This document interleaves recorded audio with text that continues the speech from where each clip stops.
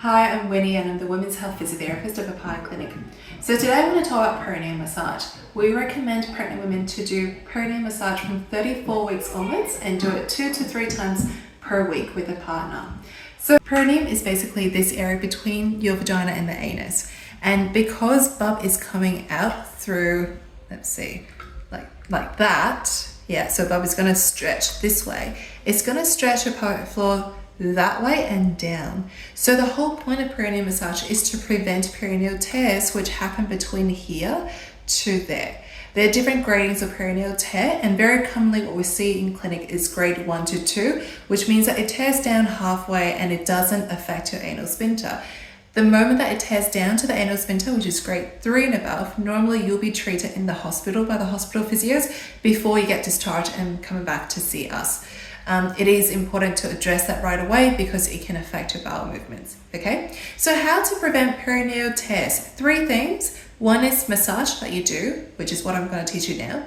Second thing is warm compress in your perineum during birth. And third is 4-point kneeling.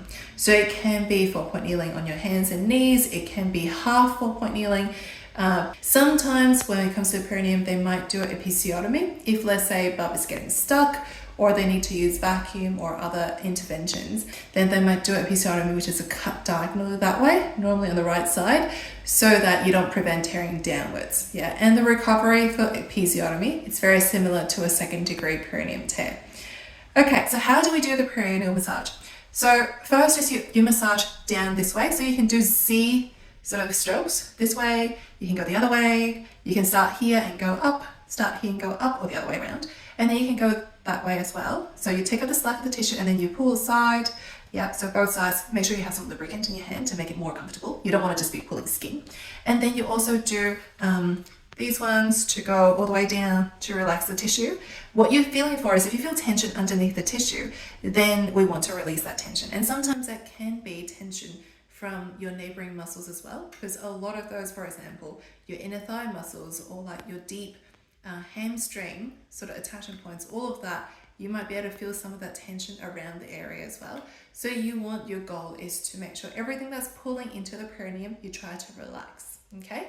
So, yep, you can spend a lot of time in here, probably like 3 to 4 minutes or so, and just relax the tissue in here.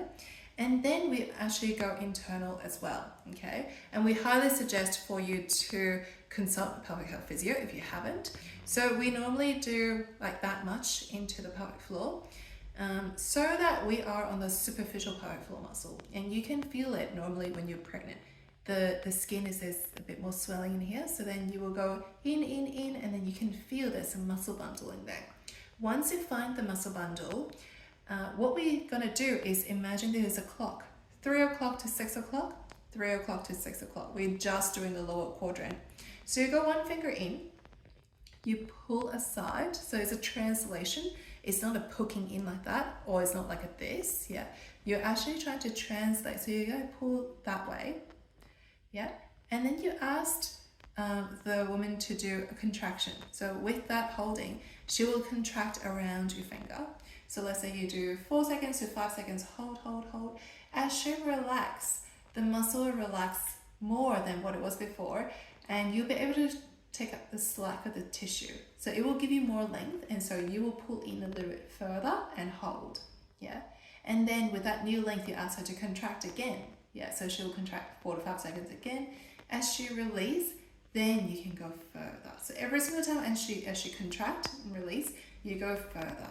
Yeah, make sure you're not losing that slack and then she do it again, because then it's just doing the same thing. So you want to do that maybe 3 to 4 times, and then you move down to 4 o'clock, do that, move down to 5 o'clock, and then the other side as well. Wherever that you feel more tension, you do more on there. Okay, the whole thing should last no more than 10 minutes, yeah, including the external parts, okay? If let's say there is discomfort, sometimes perineal massage can be uncomfortable. This is where we want you to focus on the tools that we teach you in clinic to reduce that discomfort. So breathing, powerful contractions, or any of those will be like pain coping strategies as well. And so hopefully you can do a couple of deep breaths and then the pain goes away, and then so that you can stretch further on the tissue. Thank you so much for watching. Bye.